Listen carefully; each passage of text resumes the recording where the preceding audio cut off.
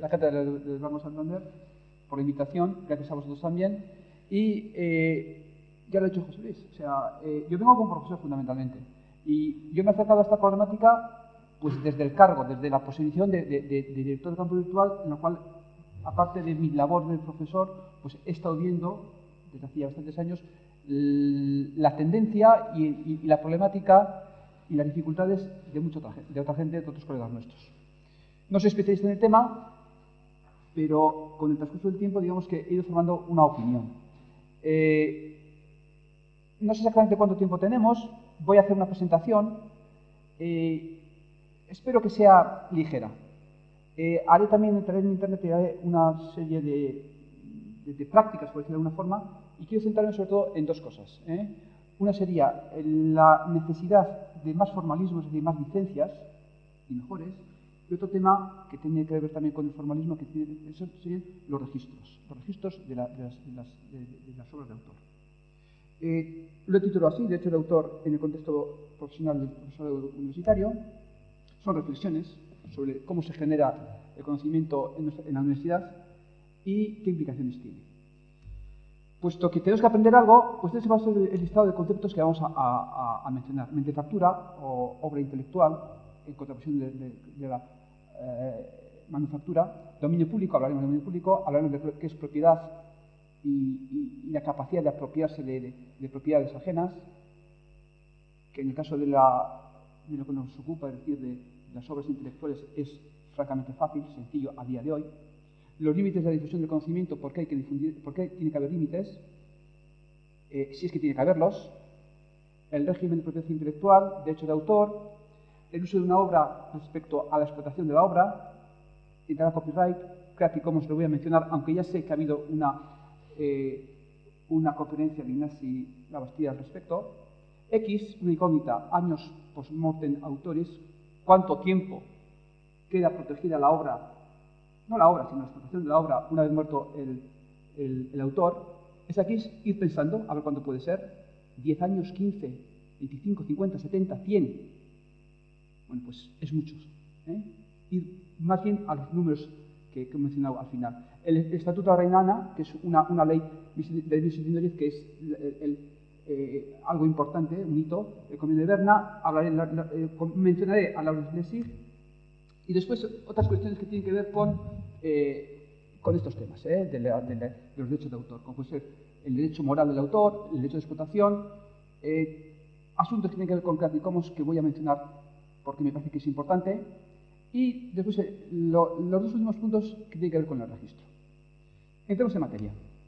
Estamos hablando, vamos a identificar la problemática, estamos hablando de obras que proceden del intelecto. El intelecto nosotros lo situamos en la cabeza, ¿verdad? En el ambiente en el cual estoy, todos sabemos de qué estamos hablando. ¿Estamos hablando de qué? ¿De una partitura? ¿De un disco? ¿De un lienzo? No. Esos serían los soportes de la obra de autor, de la obra intelectual. Hay que distinguir entre lo que es el soporte y lo que es verdaderamente la creación intelectual. Hasta hace bien poco, cuando se protegía el soporte, por ejemplo, cuando para obtener un libro había que imprimirlo, la obra intelectual que tiene verdadero valor desde el punto de vista que hemos mencionado en mentefactura sería eso, el libro. La música está antes del código de la partitura, pero hasta hace bien poco era muy costoso hacer una copia. Entonces, protegiendo el soporte, se estaba protegiendo implícitamente también el bien inicial, el origen, es decir, la obra intelectual. Y eso, con la tecnología digital, se ha roto. Se ha roto en el sentido de que hacer copias es absolutamente trivial. Siempre ha habido un conflicto de intereses, y es lógico, porque la sociedad es una sociedad compleja, siempre hay conflicto de intereses, y sobre esto se ha pensado, los pensadores en general coinciden en estos dos puntos. Es decir, que el estado natural de una obra intelectual es el dominio público. ¿Por qué? Pues porque nadie crea en vacío. Siempre hemos tenido referencias, siempre hemos tenido una formación, siempre traemos como sociedad un bagaje y creamos de aprender de otros y, por tanto, cuando decimos que es original en parte, obviamente, porque sí, porque siempre se va avanzando, siempre se va poniendo la impronta de cada uno, pero siempre también es cierto que nos estamos apoyando en lo anterior. Entonces, el dominio, el que las obras del intelecto pasen al dominio público es un hecho absolutamente aceptado, que su situación natural es esa. Lo que ocurre es que para que haya, y ya pasa al siguiente punto, al derecho del autor, el derecho del autor, que también es muy legítimo, el poder explotar económicamente esa obra suya durante cierto tiempo. Y es aquí donde ya empezamos a entrar en decisiones, es decir, cuánto tiempo, pero de acuerdo. Pero las dos cosas, los dos conceptos son válidos y los dos, digamos que tienen su parte de razón. Y es por eso que existe un conflicto. La protección del conocimiento, es decir, la propiedad de las obras intelectuales como propiedad, no es, yo particularmente no pienso que una obra intelectual es propiedad del autor. La palabra propiedad está mal empleada bajo mi punto de vista. Por mucho que la ley lo diga, ¿eh? La ley, cuando la ley española dice propiedad intelectual. Yo hablaría más de derecho de autor. Porque realmente el autor a lo que tiene derecho es a explotar económicamente su obra durante cierto tiempo. Y eso se parece más a un monopolio que a una propiedad. ¿De acuerdo? Y de hecho, ni tan siquiera creo que es propiedad. Hay otro concepto filosófico que se llama suidad, ya entraremos igual sin el debate, que se acerca mucho más y es mucho más preciso cuando nos estamos refiriendo a elementos, a objetos que proceden del intelecto. Y lo que estaba comentando antes de la apropiabilidad. A día de hoy es muy fácil apropiarse. Así como robar un coche, pues también será fácil, ¿eh? Nunca lo he intentado, pero bueno, también será fácil, pero digamos que tiene unas complicaciones. Sin embargo, el obtener una copia de música pues es absolutamente trivial para alguien con una mínima alfabetización informática. Entonces, eso sí es cierto que ha habido un cambio radical desde la irrupción de la aparición de Internet. Volviendo al segundo punto, al conflicto de intereses, en una sociedad civilizada, ¿quién o qué entidad es la que busca el equilibrio entre intereses contrapuestos, enfrentados? Pues el legislador. Y en una sociedad también el legislador, pero es la ley del más fuerte. ¿De acuerdo? Y este punto es muy candente, digamos que está, en el ambiente ahora mismo, con relación a lo que ocurrió la semana pasada y la ley de economía sostenible y esa adenda final. Bueno, digamos que si tenemos ocasión hablaremos un poco de eso también, porque merece la pena igual mencionarlo. El avance de la tecnología hace que ese equilibrio, llegado en cierto momento histórico a cierto equilibrio, porque esos intereses, digamos que están ahí, como son dos vectores que se enfrentan, bueno, pues algún punto de equilibrio se encuentra. Pero ¿qué ocurre? Que la tecnología avanza. Y el que avance la tecnología en un sentido o en otro, es decir, a uno de los intereses o al otro le va fortaleciendo y debilitando al otro. Por tanto, ese equilibrio es un equilibrio siempre bastante inestable. Y el punto y seguido, generalmente la ley siempre hay... La redacción no es muy correcta generalmente y siempre parece como que no son muy coherentes. Cuando digo generalmente me está refiriendo que para todo, no solamente para temas de protección interna, sino también para el concepto de familia o para muchos de estos conceptos, la ley siempre va por detrás de la sociedad. Eso es lógico. Eso no lo podemos criticar. Podemos criticar que la ley sea lenta al resolver tal o cual caso, pero que la ley sea un poco lenta para hacer un corpus, para ver qué situaciones se están dando y en función de las situaciones ir tomando, digamos, codificando eso y tomando determinaciones y leyes, eso hace falta siempre un tiempo. Es por tanto lógico que vaya por detrás. Pero ir por detrás no es, con esto, y digo que es lógico, no quiero estar, no digo todo lo contrario a que la ley tiene que ser lenta. La ley tiene que ser muy rápida en aplicar la ley que ya está vigente. Pero las nuevas leyes, las nuevas reglamentaciones, las nuevas normativas, esas se tienen que crear con cierto poso y con cierta perspectiva. No se puede hacer de la noche a la mañana y de forma improvisada. Cuando hablamos de copyright y derecho de autor, copyright es una palabra precisamente de 1710, del estatuto de esa ley del Estatuto de la Reina Ana. Copyright, es derecho de copia simplemente, pero se hace, o sea, ese copyright de aquel momento, estamos hablando del siglo XVII, 1700, ¿verdad? El siglo XVIII, se ha extendido y actualmente significa esto: derechos exclusivos del autor con relación a la explotación de su obra. Entonces, La primera, que no puedes coger, reproducir y fijar ahora en la fotocopia. No puedes hacer grabar discos, tostar discos así a mansalva y después ir a venderlos. Que no se puede hacer una comunicación pública, es decir, tú no vendes los discos, pero te pones con una guitarra y tocas cierta canción, y cobras por eso. Pues tampoco eso se puede hacer, y tampoco se puede modificar la obra para hacer una obra derivada sin permiso del autor. Cuando estamos hablando de los derechos del autor, estamos hablando de la explotación de su obra. Es decir, esto le corresponde al autor o a quien el autor le transfiera estos derechos, que puede ser una sociedad de gestión. ¿De acuerdo? Bien. Y esto tiene toda la pinta de ser un monopolio. ¿De acuerdo? No es propiedad, bajo mi punto de vista, no soy abogado, pero bueno, si después podemos igual rebatir o podemos profundizar sobre este asunto. Bien, estamos identificando nuestra problemática específica. O sea, esta de aquí sería la anterior, ha sido, digamos, una problemática, identificar la problemática que nos atañe y que nos incumbe como ciudadanos simplemente. Ahora, vamos a pasar, dar un pasito más y vamos a cerrar un poquito el ángulo de visión y vamos a profundizar como profesores universitarios. Aparte de esto, ¿qué más? Porque hay más. Esto nos preocupa no solamente por esto, sino por más cosas. Por ejemplo, nos dedicamos a la investigación y nos dedicamos a la docencia. Con la investigación no tenemos tanto problema, porque cuando nosotros hacemos un artículo para tal editorial, ya firmamos que cedemos todo. Entonces ahí no tenemos que preocuparnos gran cosa.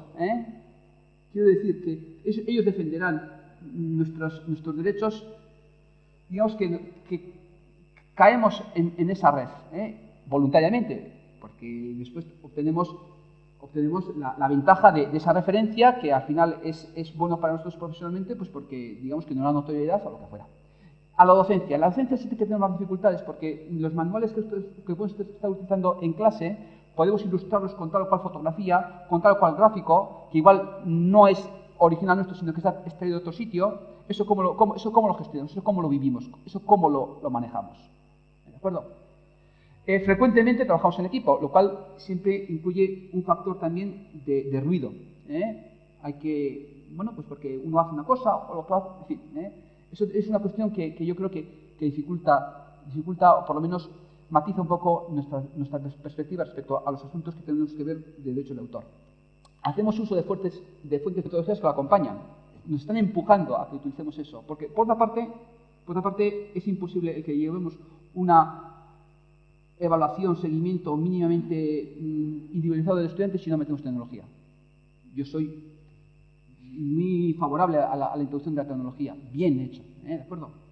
Constituimos modelo de referencia para otros y esto nos causa mucha tensión, y además carecemos de otros modelos de referencia a cual digamos, unirnos, y carecemos de formación, estamos sometidos a exigentes crecientes en el profesorado, sobre todo los profesores noveles. A mí me parece excesivo lo que se está exigiendo en estos momentos, y más cosas que puede haber ahí, ¿de acuerdo? Bien, pues por todo esto yo creo que es importante entender la problemática y tratar de buscar algún tipo de solución, que por cierto, yo creo que sí hay solución. Tiene que pasar el tiempo, no hay una varita mágica, pero sí, digamos, que se sedimente la situación, que pasa algún tiempo. Un poquito de historia, muy poquito, voy a dar saltos grandes, son más clases.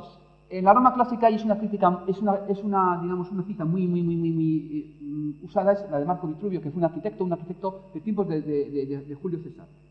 Vivió más en tiempos de su sobrino, Augusto, el primer emperador. Entonces, Marco Vitruvio ya decía en aquel tiempo, así como que hay que tributar merecidas alabanzas a los creadores, incurre nuestra severa condenación a aquellos que, robando los escritos a los demás, los hace pasar como propios. Efectivamente, está diciendo que no pirateéis. Había conciencia, no se legislaba, no había nada punible, pero sí, digamos que se sabía, o por lo menos en ciertos sectores sí se sabía quién estaba copiando y quién no. Los plagios han sido de siempre, y muy escandalosos.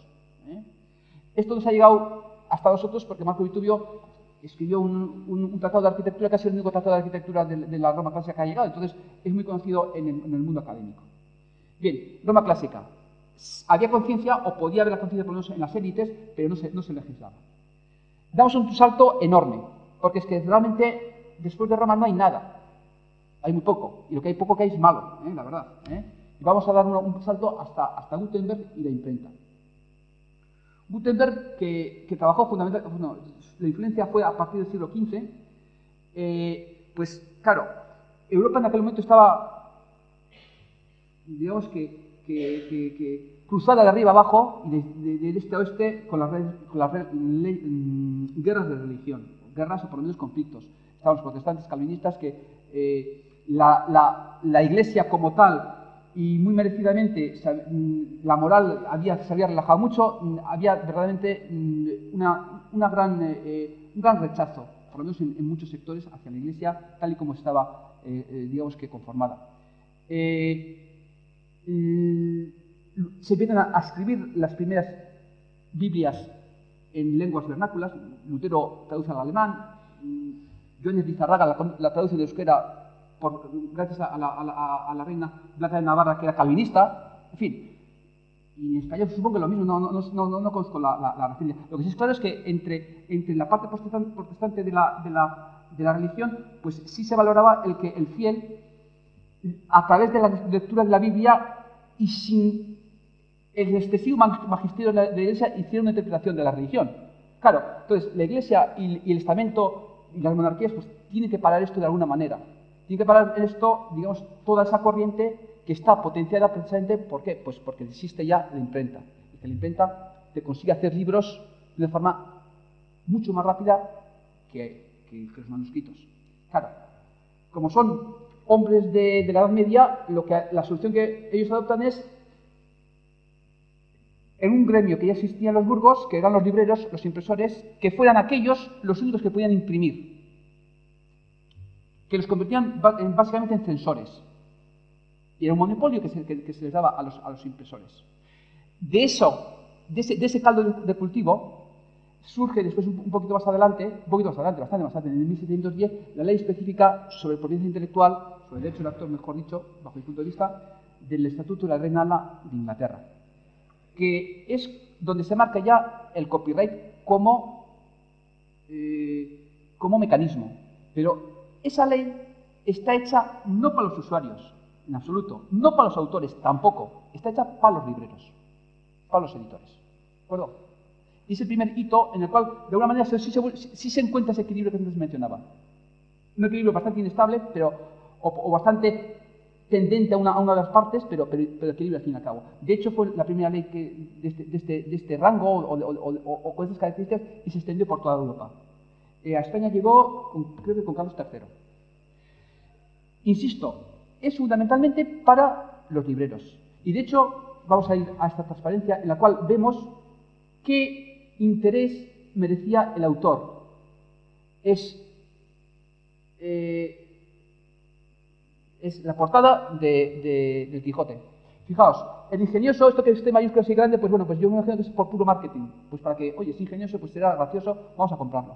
Hidalgo de Don Quijote de la Mancha, compuesto por Miguel de Cervantes Saavedra, en minúsculas y a este tamaño. Daos cuenta que abajo vemos a Juan de la Cuesta, que es el librero, el impresor, y tiene básicamente el mismo tamaño, está más abajo, efectivamente, ¿de acuerdo? Es decir, no contaba demasiado el autor. Os pregunto, Miguel Ángel, cuando pinta la Capilla Sixtina, ¿de quién es esa obra? Del Papa, que fue el que la pagó. Si el Papa le dice en aquel momento que aquello que pone taparrabos, se pone taparrabos. Y Miguel Ángel se calla. ¿De acuerdo? Es bastante más adelante, con la Ilustración y con la Revolución Francesa y con el auge de la burguesía, que la burguesía puede pagar ya a tal o cual autor, también los mecenas del Renacimiento lo hacían, que son los precursores, cuando el autor empieza a cobrar importancia y a marcar su perfil. ¿De acuerdo? Digamos que esta es la deriva del asunto. Bien, y ahora vamos a dar otro salto enorme, y es, dejamos ya de lado, incluso atrás dejamos la Revolución Francesa, la internacionalización. Es decir, esas leyes de diferentes estados o protestados, que son todas toman como referencia la ley inglesa del Estatuto de la Reina Ana, que se llama, al final, bueno, pues cada estado la hace según sus circunstancias.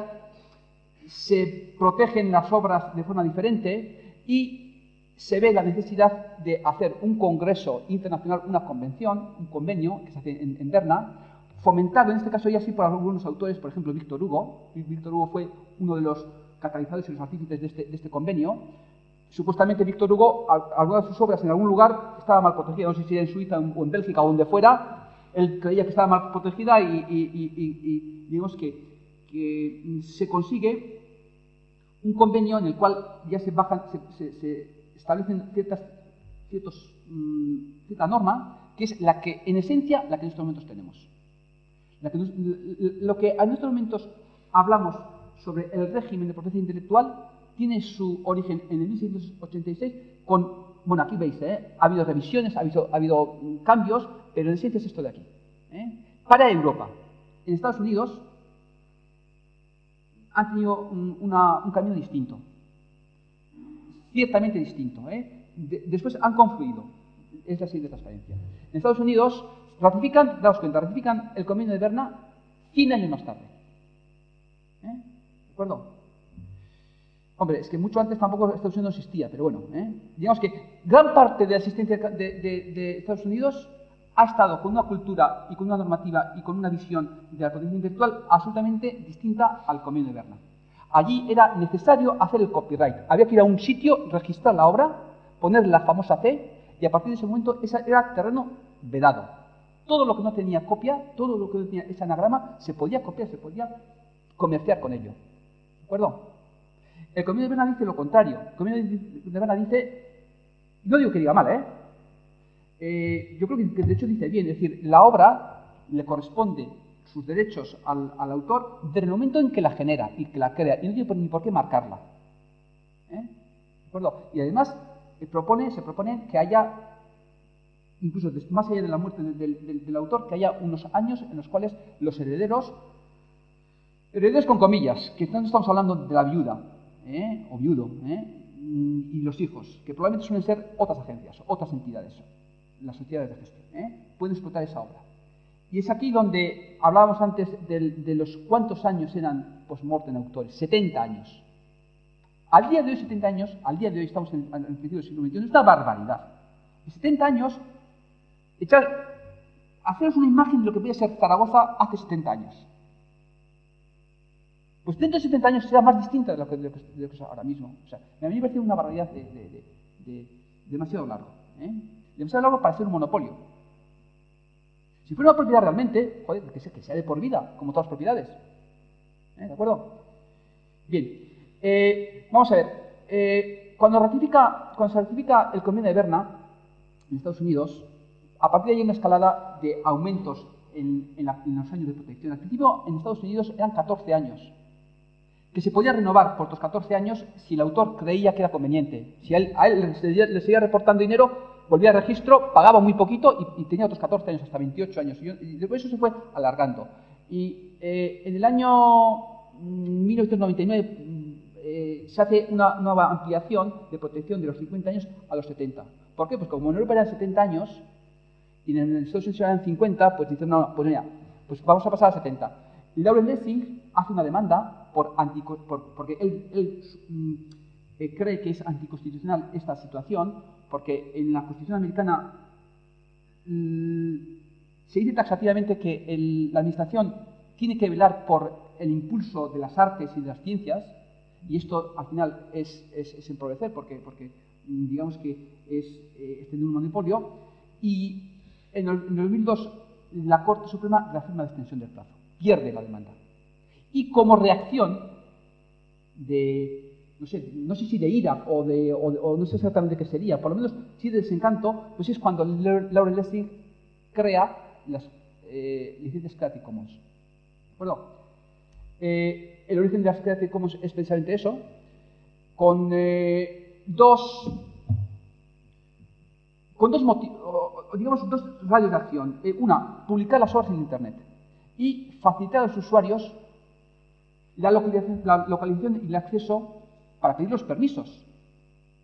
En un permiso más allá de la licencia que el autor ya le consigna a su obra con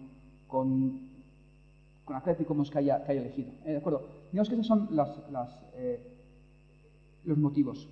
Laurel Lessig, que es un abogado muy moderado, aquí aparece como más jovencito, pues se convierte de la noche a la mañana básicamente en un monstruo.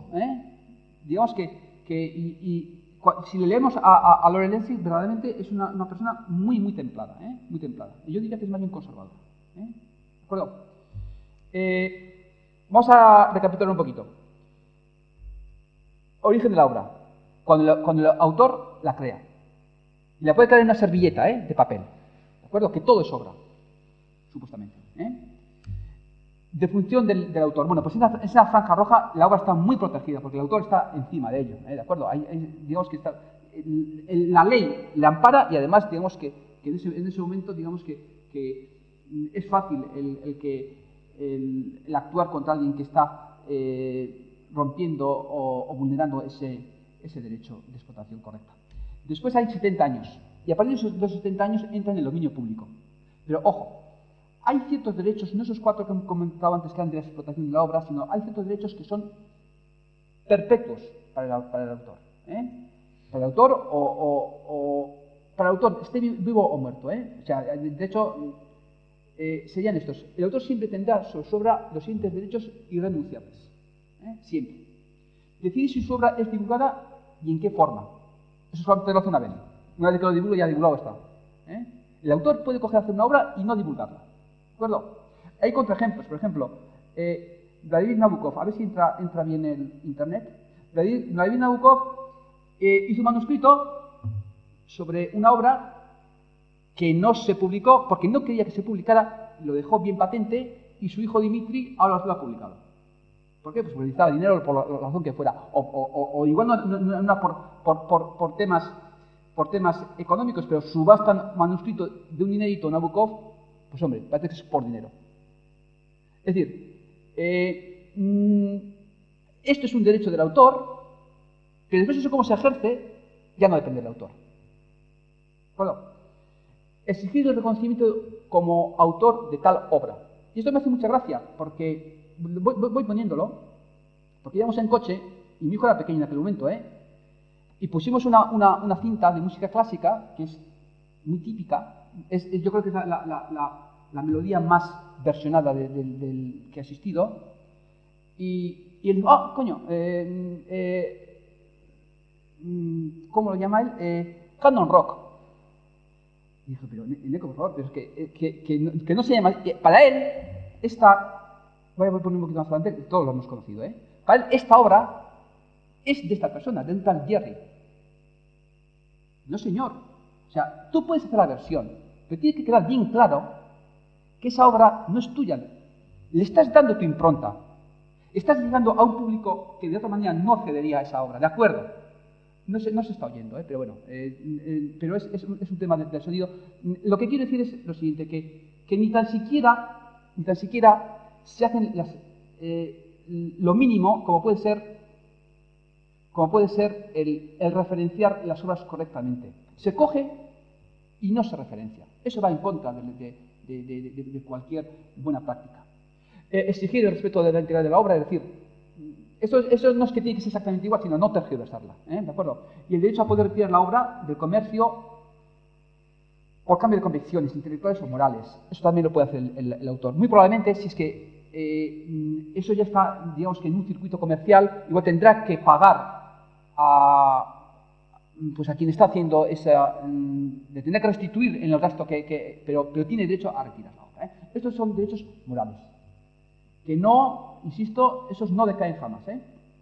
Bien, entonces, lo dicho, las Creative Commons surgieron para publicar obras en Internet fundamentalmente y para facilitar la localización y el acceso a los contenidos.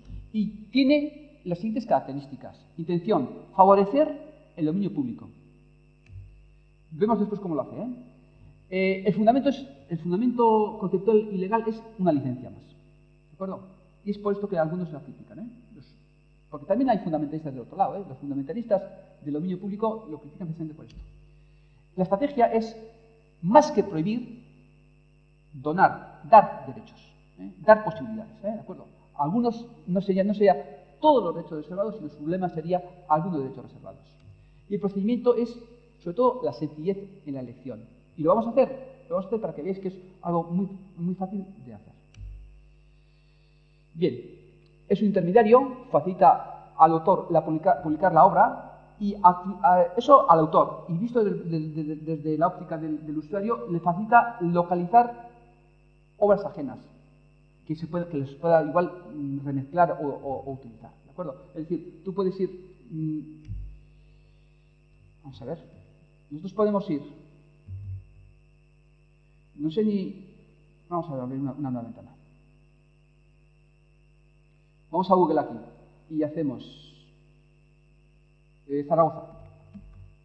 Si no digo nada más que Zaragoza y hago una búsqueda, me encuentra 17.300.000 referencias.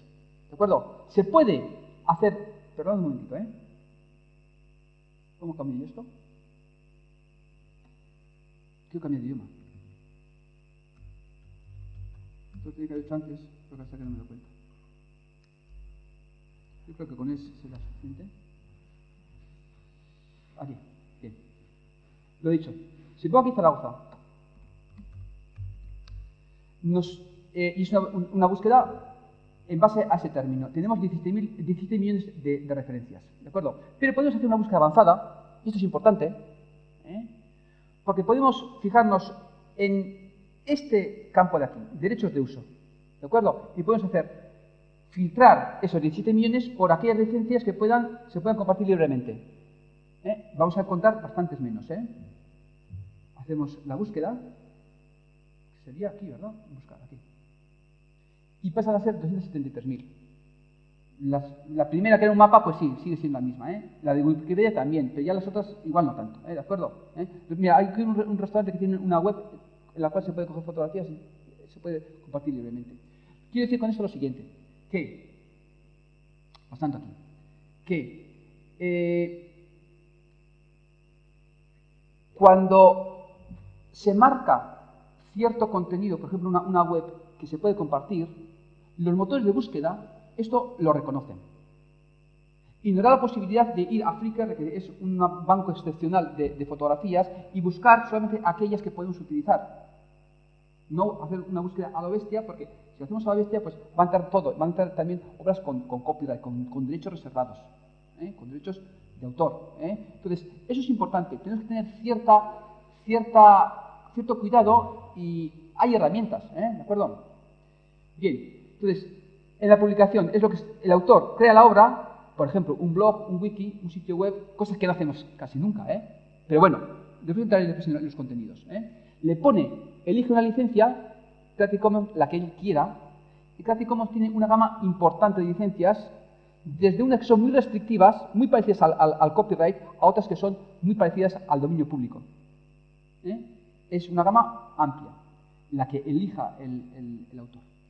Y le incorpora a la obra antes de subir a Internet, de manera que los propios buscadores se pueden fijar en esa característica a la hora de presentarnos o ocultarnos la opción, es decir, ocúltame aquellas que son con copyright, para sacar a flote aquellas que puedo reutilizar, que es una palabra muy importante, reutilizar, reusar. Bien, eso es de cara o de parte del autor, de parte del usuario. Nosotros fundamentalmente somos tanto autores como usuarios, estamos en la universidad y lo mismo generamos que consumimos, eso es muy claro. Estoy hablando de obras intelectuales. Nos garantiza el romper con cierta incertidumbre, con mucha incertidumbre que hay en Internet. Es decir, tú puedes encontrarte con algo en Internet y no sabes a ciencia cierta si puedes utilizarlo o no. Entonces, el que existan estas licencias, estas marcas, es importante. Y se garantiza gracias a 3 niveles de lectura, que son la lectura humana, la iconográfica. Estos iconos de aquí abajo ya nos están diciendo cosas. Hay que aprender a leerlos, es muy sencillo, o leemos simplemente las letras que están al lado. Hay otra lectura importante, que es la lectura jurídica, que es... después la vemos también. Está en lenguaje de abogado, en abogadés, que decía el otro, ¿verdad? No solemos utilizarlo mucho, Y después está la lectura digital, la que utilizan las máquinas, la que utilizan los buscadores. Esta es muy importante.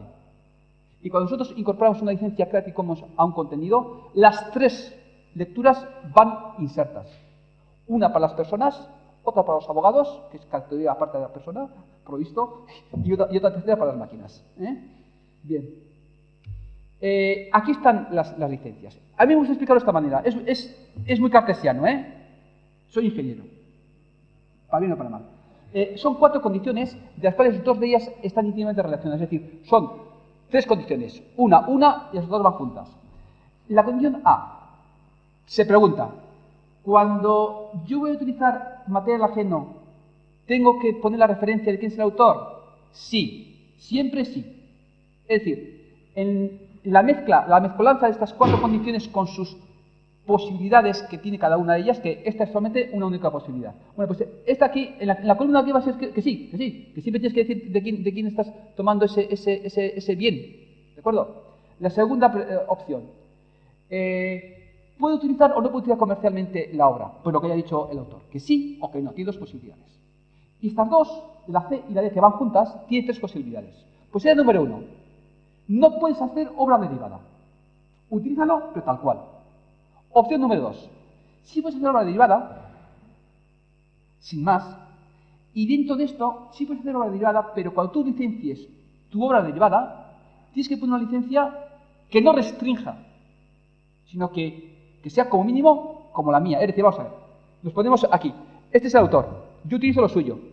Y él me dice, bueno, pero compartir igual. Es decir, yo si cambio algo, si hago una nueva versión para otro público, de otra manera, la licencia que tengo que poner es compartir igual, de manera que venga un tercero, coja lo mío y pueda continuar con la cadena. ¿De acuerdo? Es una opción muy bonita. Es una opción en la cual dices, bueno, mira, yo cojo lo de otro, pero, perdón por el micrófono, le he dado un golpe. Yo cojo lo de otro, pero aquello que yo el valor añadido que yo le incorporo, que lo puede utilizar otro. ¿De acuerdo? Entonces, estas posibilidades, aquí en estas CD hay 3, aquí en B hay 2 y aquí solamente hay una, pues quedarían así. De estas combinaciones dan 6 posibles licencias, no más. La licencia 1, 2, hasta la 6. Aquí siempre tienes que decir esto. Estas 3 primeras, lo que dices es, bueno, pues puedes utilizar comercialmente la obra. Estas 3 últimas dicen que no, comercialmente no puedes utilizar la obra. Y esta, bueno, pues puedes hacer lo que quieras con ella.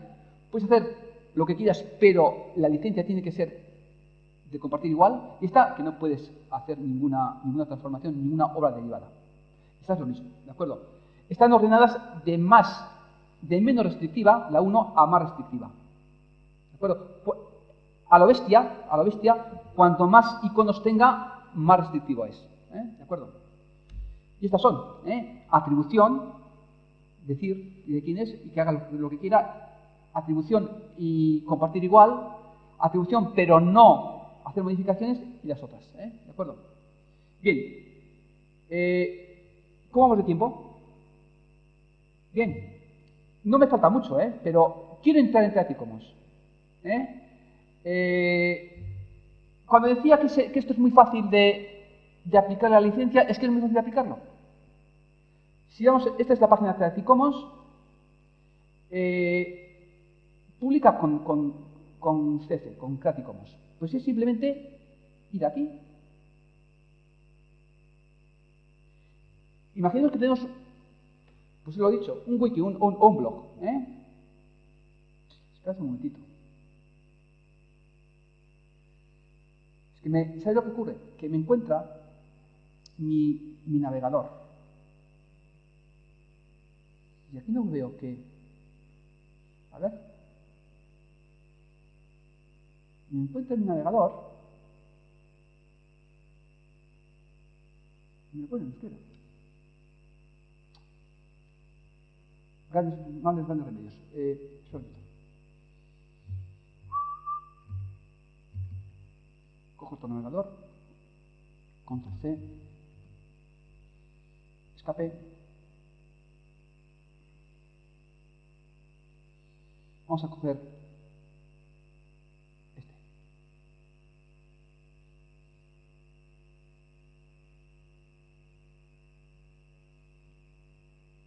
Si lo carga.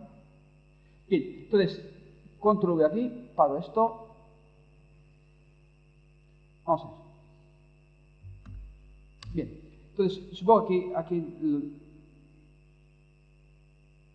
está cargando la página. Entonces, vamos a ver. Tenemos supuestamente, pues, no sé, una obra que queremos licenciar con Creative Commons. Entonces, por defecto, lo primero que nos presenta son muy pocas preguntas, muy poquitas preguntas las que nos hace. Primero, ¿quiere permitir usos comerciales de su obra? Sí. ¿Cambiamos a no? Si queremos cambiar. Pero ya daos cuenta que por defecto ya tiene una tendencia. Es que sí. Bueno, pues que no. Pues decimos que no, pero tenemos que pinchar.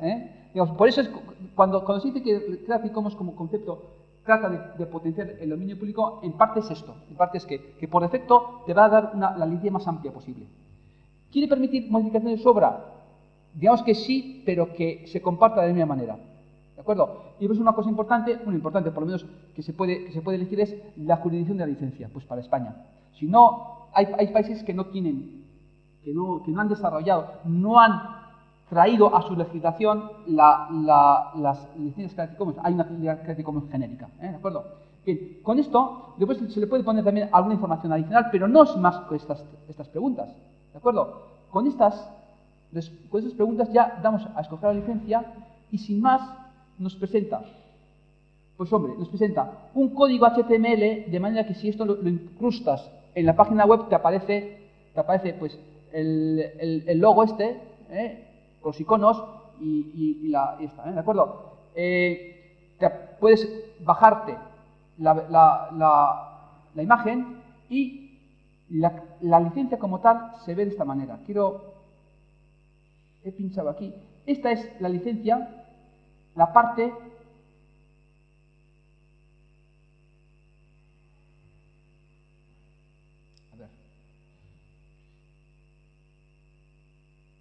estoy buscando.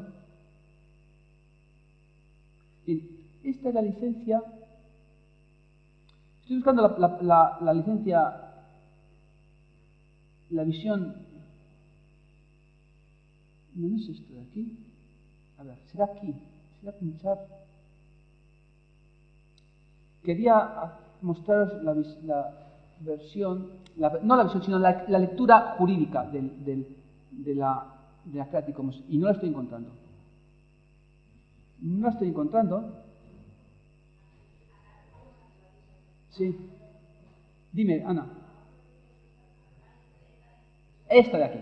Esta de aquí. Esta es. Esta es la que está en Abogados, ¿de acuerdo? Que antes he dicho, ¿de acuerdo? Esta es la lectura que nunca hacemos, esta es aquella lectura que siempre pasamos de largo, ¿de acuerdo? En principio, con nosotros es suficiente. Bien, un mini ejercicio, el mini ejercicio es, daos cuenta, el mensaje que quiero lanzar es, daos cuenta que localizar la licencia que nos mejor nos viene para esa obra en ese instante de esas 6 de la Creative Commons es bien sencillo, es bien sencillo. ¿De acuerdo? Bien, continúo, Continúo con lo siguiente, y es, vale eso para licenciar una web, pero, joder, que es que nosotros no trabajamos con eso habitualmente, nosotros trabajamos con un documento Word, con una Excel, o con un PowerPoint. ¿Cómo licenciamos eso? Bueno, una forma básica es escribirlo, sin más. Yo lo he escrito aquí, sin más. Pero no es suficiente. Bajo mi punto de vista no es suficiente. Lo mismo ocurre para las fotografías. La tecnología va avanzando mucho y lo bueno sería, por ejemplo, para una cámara digital, es que tú pudieras marcar por defecto una licencia y cuando tú pulsas el botón y sacas la fotografía, que ya se incorpore la licencia, que ya se quede marcado. Eso es lo ideal. Hacia eso se va, Mientras tanto, ¿cómo licenciamos de una manera más efectiva los documentos? Bueno, pues sería esto de aquí, la parte de publicación. El autor crea la obra, un PowerPoint, por ejemplo. Elige la licencia y la incorpora, no al publicar al Internet, sino al crearla. Y quiero hacer ese ejercicio. ¿De acuerdo? Quiero hacer ese ejercicio de una manera muy concreta. Y es utilizando para Office, no sé ni si se ve, aquí, voy a pinchar aquí, simplemente para el entorno Office, para OpenOffice y también para los PDFs, existe un añadido que se incorpora a Office, en el cual simplemente os vais a esta página y os bajáis un pequeño programita. Un pequeño programita es con este download, sin más. No lo vamos a hacer esto porque el programita es este de aquí. El programita va a tener esta pinta. Yo creo que es este de aquí. ¿De acuerdo? Y eso lo ejecutáis. Cuando lo ejecutáis, por encima de Microsoft Office, tanto para PowerPoint como para como para, digamos, cualquiera de estas herramientas, voy a hacer aquí una nueva edición, a ver, una nueva, aquí. ¿La he hecho nueva? Ventana. Aquí. En blanco. Gracias. Entonces, estamos aquí en Zaragoza. Entonces, tendría que ir a algún sitio, coger un icono, incrustarlo quizás en la página o en el patrón, me da lo mismo. Pero en cualquier caso, lo malo de esa vía es que los motores de búsqueda e Internet no van a reconocer sobre este contenido cuando tú lo pongas en tu Moodle o en tu WebCT o cuando lo pongas en tu página web, no van a reconocerle esa licencia. Ni tampoco van a reconocer la licencia si tú lo haces de esta manera, es decir, tú vas aquí a las propiedades y dices, bueno, vamos a ver. Hay unas propiedades que son básicas, que son la parte de personalizar. Y tú aquí puedes hacer cosas, puedes decir, vamos a ver, idioma. Pues que sea un texto y que sea, por ejemplo, español. Eso se puede hacer siempre. Dices, agregamos esto. Y esto va a ser como una especie de metadato que se le incorpora al fichero. Otra cosa que se le puede poner, pues no sé, el propietario, el propósito. También que sea divulgación. O clases, asignatura. Me da lo mismo, ¿eh? Y digamos, bueno, vamos a ver aquí licencia. Y pongo licencia, lo pongo a mano, que también se puede hacer. El valor que sea, por ejemplo, Creative Commons, y además que sea, por ejemplo, Creative Commons que sea atribución y Share Alike y no comercial, y lo acepto. ¿De acuerdo? Ya me lo ha hecho, ¿eh? Aquí está. Bien, esto no me vale para nada. Me vale para mí. ¿De acuerdo? Pero sí. Y retomo lo que he dicho antes, ¿no se acuerda que nos hemos bajado un programita de Internet? Bien, ejecutamos el programita de Internet y yo tengo esta posibilidad que si no tendría. Acepto esto. De Commons, pues, si pincho ahí, no sé si he pinchado, sí. Me dice, bueno, si va a ser una licencia Creative Commons, doy el siguiente paso y me pregunta lo mismo que me preguntaba antes, en esencia. Me va a preguntar si quiero que sea comercial o no, digo que no. Si acepto modificaciones, digo que no, por ejemplo, de la jurisdicción, la que sea, Spain, y finalizo. Cuando finalizo, pasan dos cosas. Ya han pasado.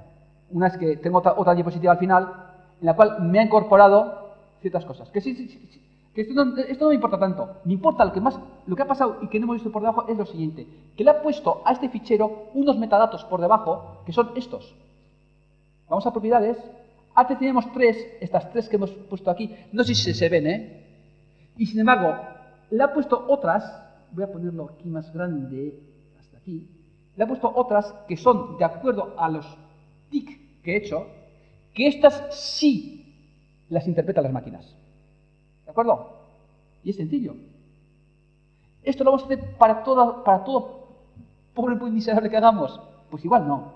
¿Esto lo vamos a hacer para todo Word que hagamos? Igual no, pero igual sí para los apuntes. ¿Vamos a escribir una carta y vamos a poner la licencia de Creative Commons? Pues no tiene sentido. Pero para ciertas cosas sí. Y es fácil. Y es disciplinarse. ¿De acuerdo? Bien. Cambio de tercio, ¿eh? Cancelo esto. Mato esto. Y sigo matando esto, no guardo, y continuamos aquí. Sí, daos cuenta, si me te señalo jesus.romo@ehu.es. Ese es mi correo electrónico, el serio, ¿de acuerdo? Porque, hombre, Porque claro, yo quiero que se me vincule lo que allí está con mi identidad real. Entonces, me identifico. ¿Y cómo haríamos el registro de una nueva obra? Es sencillísimo, es muy fácil. Sería ir aquí a registrar.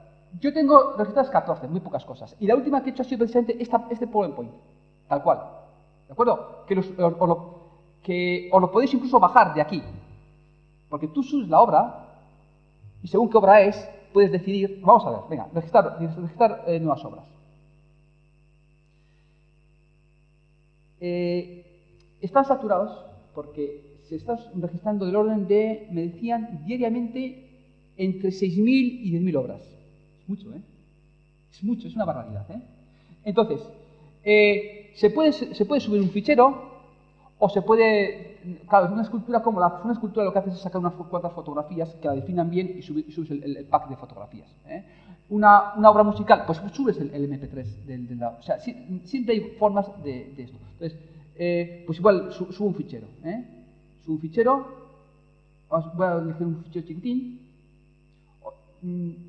busco este mismo, que es abro y subo. Bien, vamos a ver. Entonces, a partir de ese momento, después le puedes poner etiquetas, le puedes poner una descripción, etcétera, ¿de acuerdo? Pero aquí estaría la parte de la licencia que quieres utilizar. Tengo que decir, como crítica SaaS Creative, que por defecto ofrece todos los derechos reservados, cuando no tendría que ser así, tiene que ser mucho más neutro. Es cierto, porque yo los conozco y hablo con ellos con frecuencia, que la inmensa mayoría de las obras que se suben, son con copyright, con todos los derechos reservados, pero no sé exactamente cuál es causa y efecto. O sea, en fin, yo aquí creo que tendría que ser más neutro. Hay que ir a este icono de aquí al lado para ir a otras licencias. Para las que has utilizado últimamente, esto por ejemplo es una facilidad, cosa que esta pantalla se podría poner al principio, pero bueno, en fin, valoraciones aparte. Si nosotros elegimos esta, por ejemplo, si elijo esta licencia, puede decir que el idioma sea relevante o no, en fin, hay una serie de cosas. Y aquí son una respuesta si la autoría es mía o los derechos los he recibido de otro, si el registro es público y la descarga del fichero la permito o no, vamos a decir que sí, o digo que no, ¿de acuerdo? Si lo hago con seudónimo, un par de datos más, sin más, y registro la obra, ¿de acuerdo? Bueno, con eso se ha registrado la obra. Durante 24 horas está en preregistro. ¿De acuerdo? ¿Por qué? Porque todavía, cuando registra la obra, te va a dar un número. Me va a dar un número. Es este número de aquí. El 091, no sé qué tal lo veréis ahí. ¿Lo veis? Ese número de ahí. ¿De acuerdo? Para esta obra puedo tener etiquetas. Una serie de etiquetas para cogerlas y ponérselas. Son unas etiquetas de este aspecto. ¿De acuerdo? Para esta obra puedo obtener un diploma. No sé si el diploma tiene que estar, voy a ir a la otra, a mis obras. Sí, estoy aquí.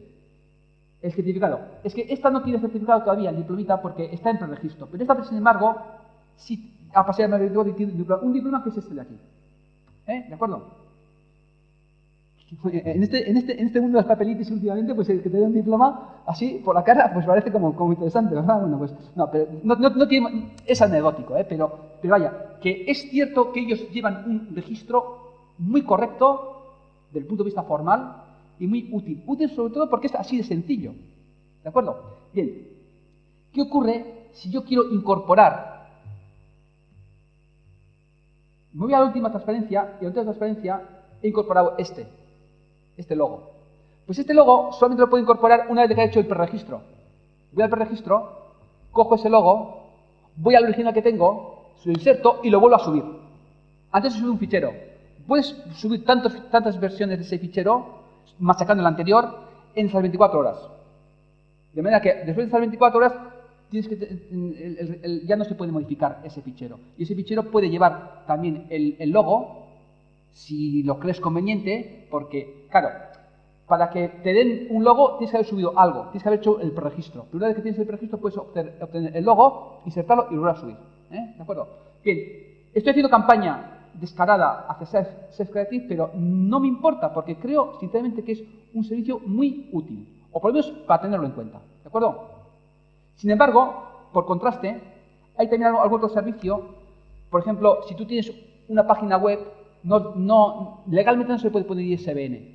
Alguien se ha inventado un IBSN, que es un número de serie para blog, que realmente bajo mi punto de vista, no sé exactamente si esto va a tener mucha vigencia, si tiene importancia, si queda realmente el servicio, tengo mis dudas. No todo es útil, pero Self Creative, bajo mi humilde visión y opinión, yo creo que es interesante, o por lo menos a tenerlo en cuenta. Y estoy terminando, ¿Hay solución a esta problemática? Bueno, vamos a ver. Aquí hay una cuestión, es un hilo conductor que es diversidad. Tenemos que fomentar la diversidad en todos los aspectos. Por ejemplo, tenemos que disminuir la incertidumbre, delimitar la frontera de lo que es público y de lo que no es público, porque es muy lícito que haya obras intelectuales que tienen su vida comercial, y piratear películas está muy mal. Aparte de que tenga muchas subvenciones, pero está muy mal en cualquier caso.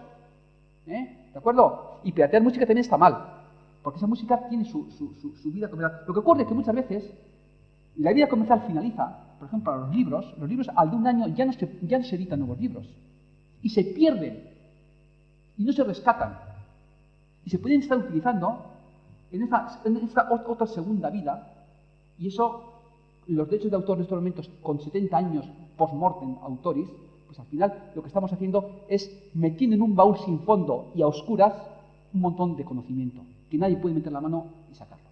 ¿De acuerdo? Entonces, esto de aquí, disminuir la incertidumbre es importantísimo. Saber cuál es la frontera clara entre el dominio público y el contenido. Hay que, bajo mi punto de vista, y no es por meter burocracia, porque la burocracia puede ser muy sencilla de hacer, hay que hacer más formalidades, registros, renovaciones, que no sea por 70 años, que tú tengas como autor el derecho de no sé, 15 años, y a los 15 años te lo miras y te lo piensas, no, mira, esto ya no estoy sacando dinero. ¿Que si estoy sacando dinero? Renuevo otros 15 años. ¿De acuerdo?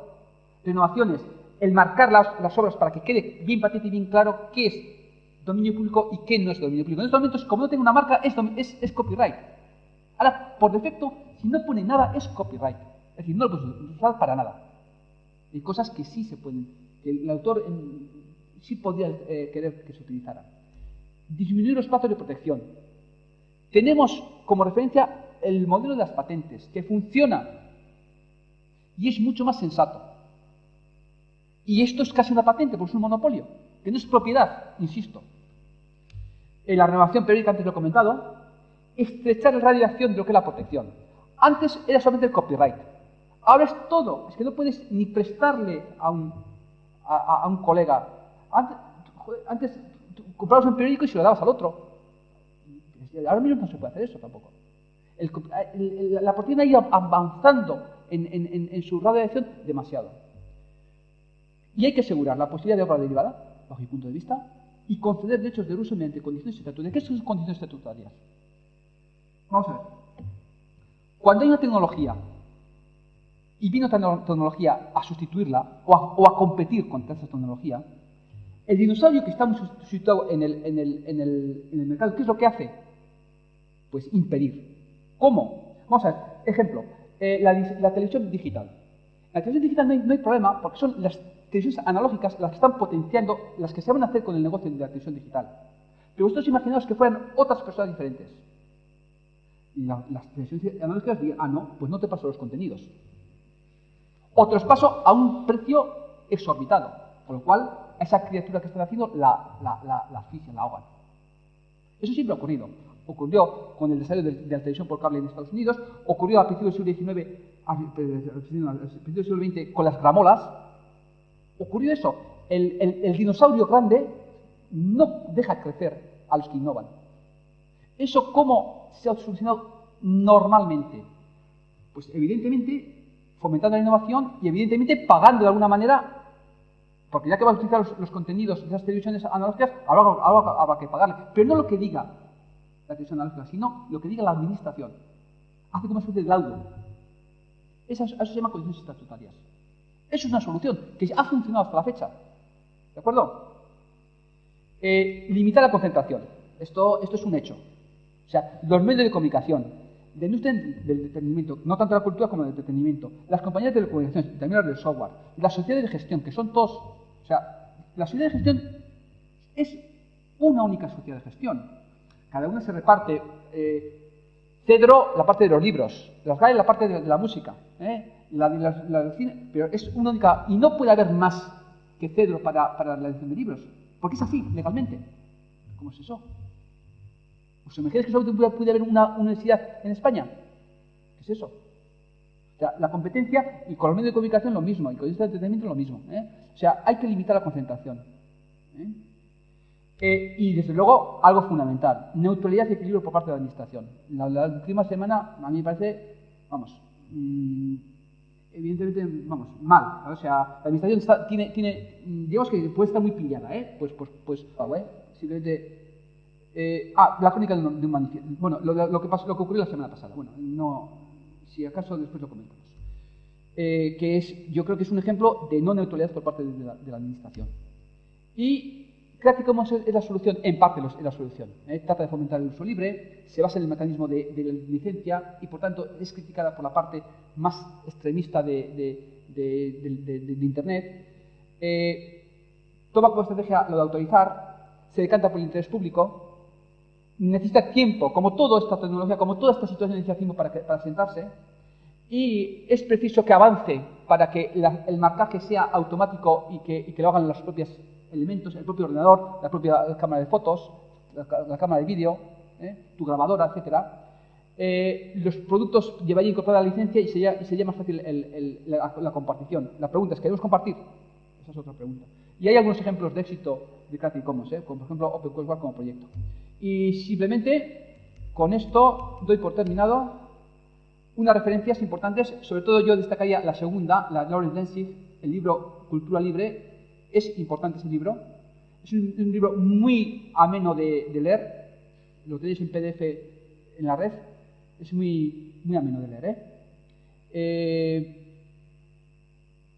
Es un poco desconcertante porque yo creo que más que coger moral, yo creo que nos aplaca. Bien, y los créditos y las fotografías que he utilizado, y mucho gusto por haber estado con vosotros, gracias por vuestra atención.